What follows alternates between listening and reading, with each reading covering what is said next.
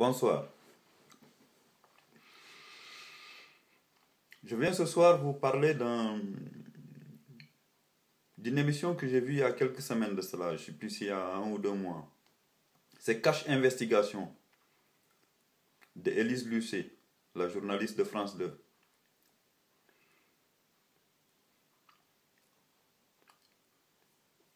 C'est-à-dire que je viens essayer de démonter un peu cette émission. Parce que ce que je n'ai pas compris, j'ai regardé toute l'émission de début à la fin. C'était sur un reportage sur la fabrication des téléphones portables à travers le monde. Les conséquences des téléphones portables à travers le monde, on va dire.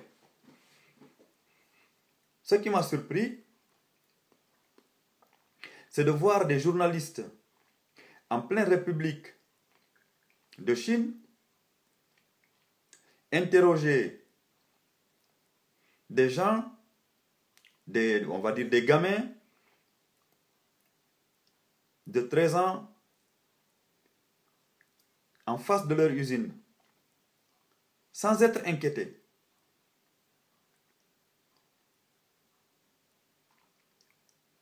Alors, je voudrais qu'on m'explique une chose. Comment se fait-il que des journalistes aillent interroger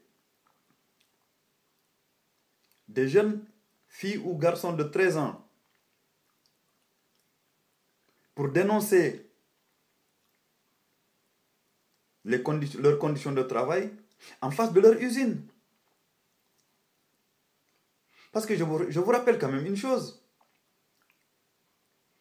C'est que dans ces films-là, dans ces émissions, on a toujours l'impression que le gars qui interroge les gens est tout seul. Mais non. Il faut savoir qu'une émission, qu'une télé, quand elle se déplace, il y a tout un tas de matériel derrière.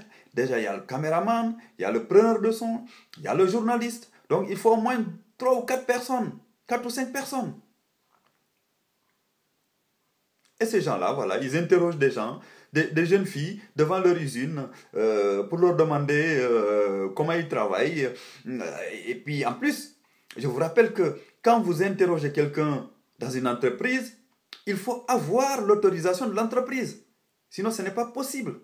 Ce n'est absolument pas possible d'interroger quelqu'un tout seul. Et en plus, en République démocratique de Chine, un pays qui est surnommé en Europe, qui est considéré en Europe comme une dictature. Alors, je voudrais qu'on m'explique comment se fait-il que ces journalistes-là aient libre accès aux usines dans lesquelles travaillent ces jeunes filles et qu'on leur permette de les interroger librement. Voilà, c'est une question. C'est une question que je lance. Et la deuxième chose, c'est que ces mêmes journalistes de Cash Investigation de France 2 sont allés en République démocratique du Congo, un pays en pleine déliquescence, en guerre permanente, interroger des gens dans leur lieu de travail. Ce n'est absolument pas possible. Parce que ça prouve que les gens à qui ils s'adressent ne connaissent pas un pays en guerre. Un pays en guerre, ça ne se passe pas comme ça. Vous ne pouvez pas vous présenter avec une caméra dans un pays en guerre. D'autant plus que si vous êtes européen ou occidental, hein, ce n'est pas possible. Alors, moi, je voudrais quand même qu'on m'explique comment ça se fait que des journalistes se présentent en République démocratique du Congo, filment dans des galeries, sans être inquiétés une seule fois.